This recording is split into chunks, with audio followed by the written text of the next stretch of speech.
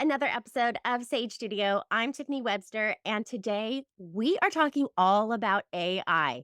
I know it seems like this big mysterious thing, but I have a great guest with us today, Christian Jackson. He is helping us here at Sage Oak figure out the best ways to integrate AI for our teachers, for our students, for our parents.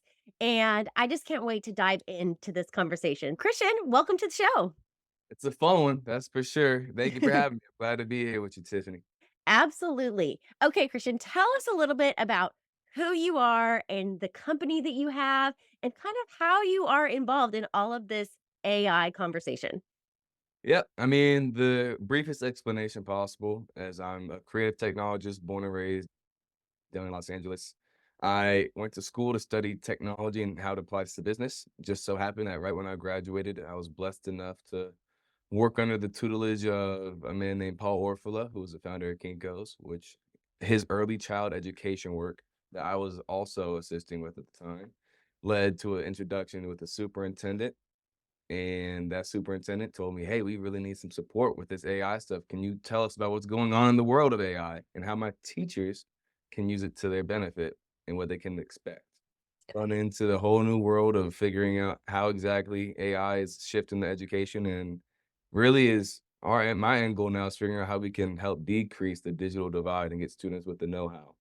So Mm, so good. Okay, so you came into contact with this superintendent who was like, "We need a little bit of help integrating this AI into the world of education."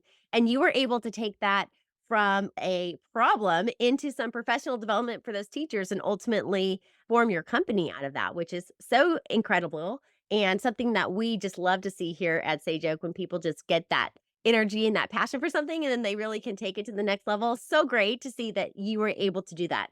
So talk to me a little bit about some of the problems that you were seeing. Was there, you called it the digital divide. I love that. Like, was there resistance to AI? Do you find that a lot? no, absolutely, absolutely, and that's completely natural too. It makes complete sense for there to be resistance. I mean, take just as a quick statistic, only I'd say 5 or so states across the United States have actually released any sort of guidelines or even mentioned that they will be releasing guidelines about AI for education and for teachers. So it's a completely opaque gray zone that no one really knows what to expect. And from what we hear is we range all the way from it really doesn't help me that much when I use it to it could replace jobs. And everything in between is a question mark. So the fear and the trepidation around the technology is completely natural. I always start with the foundation of your goal and my goal is both to help student achievement. Mhm. Let's first lay out the cards of what is frightening and how we Mm. feel truthfully about this technology, tackle those problems together, and then I'm going to go in and show you how much time you can save utilizing these tools on the admin side of the classroom so that you can free up more time to interact one on one with your students. Mm. So that's always the focus of those initial conversations, which lends itself naturally into, oh, I can help brainstorm lesson plans in 30 seconds instead of 30 minutes now. This is fantastic. And let me learn more. Yeah, for sure. I can definitely see it being a tool on the admin side of how teachers can do their jobs better and faster so that they can spend more time working with their students, which is so important to all teachers. Mhm. I want to go back to something you said, though, where you first talk about some of the fear. Like, what are teachers thinking and feeling? What are they worried about as far as AI in the classrooms? I think the most important thing is if I hand off some of the teaching responsibilities to this robot, how can I be certain that it's A, teaching the right content, and B, teaching it to that student in the way that I know the student? Hmm. One of the things I tell teachers all the time is AI is not going to replace your job because teaching is inherently an emotionally intelligent role. I can see that. Okay, so that makes sense. So when teachers can address those fears with how they are putting together lessons for students by knowing that the AI can really support them in their lesson planning and even it sounds like in their personalization of some of their lessons, but it's not going to replace that interaction that makes them so special as teachers. I could see how that would really make them kind of warm up to the idea of like, okay, I'm more receptive to learning how I can use this tool because it's not going to replace that connection that I want to have with my students. So, really important that you pointed that out for us. Talk to me again then about the personalization side of AI. How can teachers use AI to help them personalize their lessons for students even further? Mm, great question. So what does it look like in real time? Let's say a student is completing an algebra problem and they keep running into the same problems or the same form of equation. The AI will be able to pick up on, okay, the student is understanding factors, is understanding steps of equations, but it's really missing out on this, let's say, several concepts of multiplication. AI will be able to prompt the student with additional questions to get them to arrive to the correct answer, just how a tutor would do with any question of homework. They're not just going to give the answer, they're going to help get the student to arrive to the answer, right? You get that handoff, which is great with the student being able to interact, ask more questions with the AI. But on the flip side, is since this is all housed in the same place, the teacher can see all those increased data points of how the student was working through that problem. And then they can click the click of a button and see what students struggled the most with this assignment. What Hmm. students did excel with this assignment. Which student should I call over for a breakout at the top of the next class so I can work through some of these equations one on one? So that they get more insights so they can tackle problems way faster with students, which just increases learning cycles as well. And the most important part is teachers just have more data points to be able to learn more about the student in real time.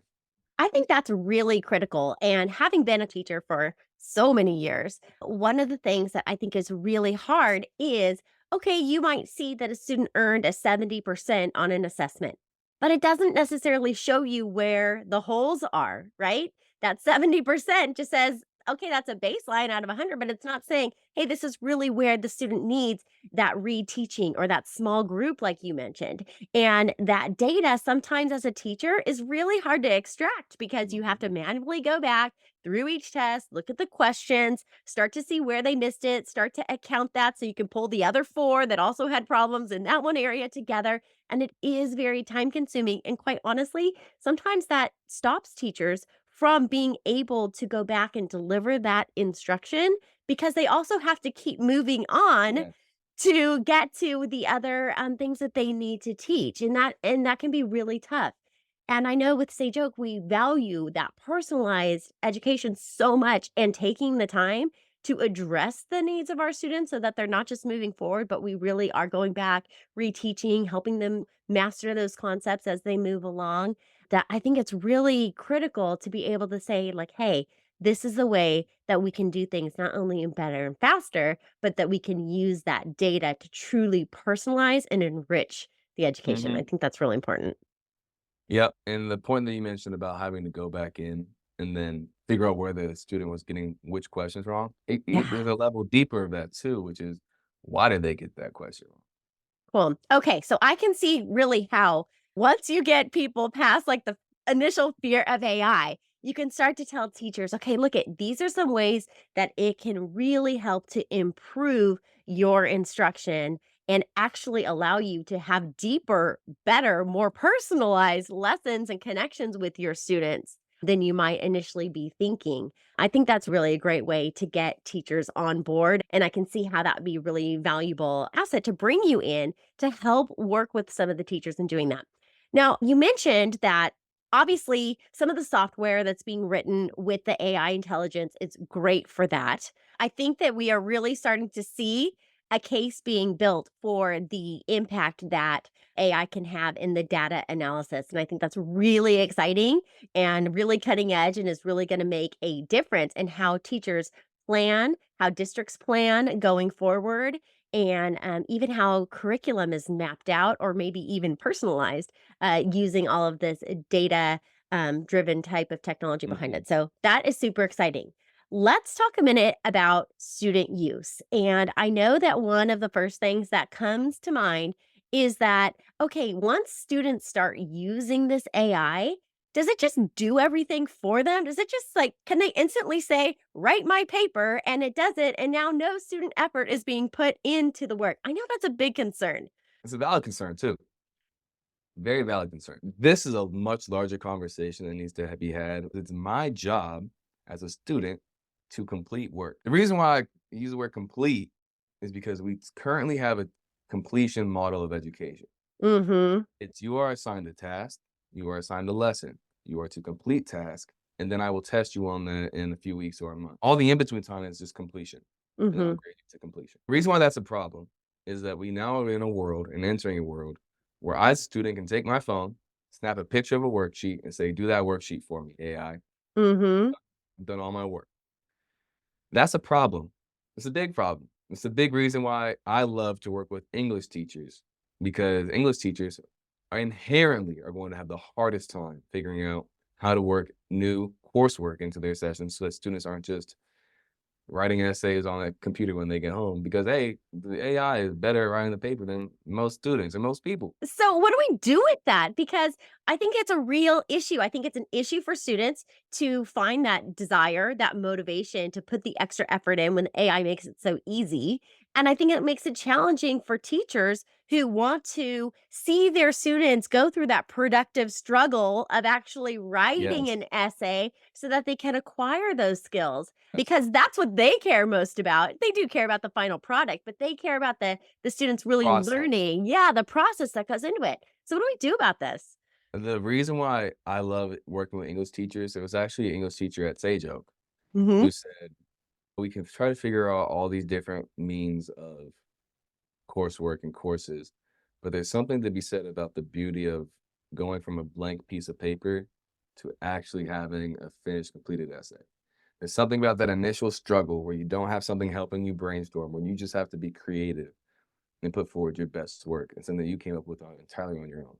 For a student, when you're in those initial phases of learning and having to work through those initial problems, how do we build courses and objectives and lessons that still make you think creatively, originally, and critically?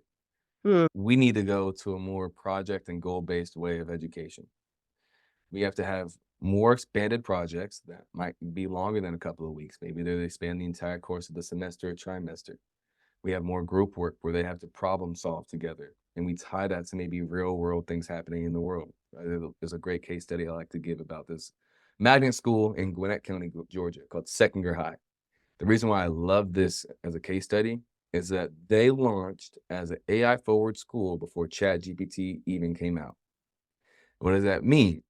AI forward school has classes just on AI, yes, but they also have AI worked into every single course that they teach. So for a history class, they gave a great example of they had to cover the cholera outbreak in class. So what did they do?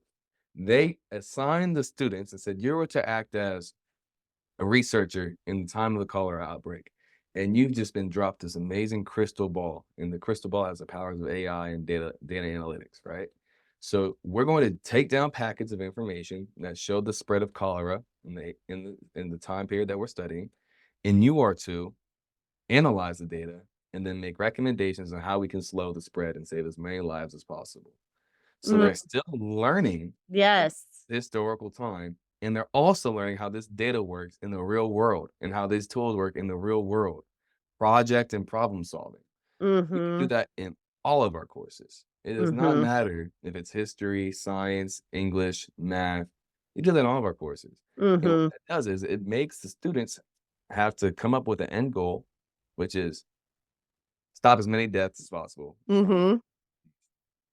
now I have a hypothesis on how I can stop it, and I can now try to solve that problem with all the tools at my disposal. We have this conversation of AI is cheating.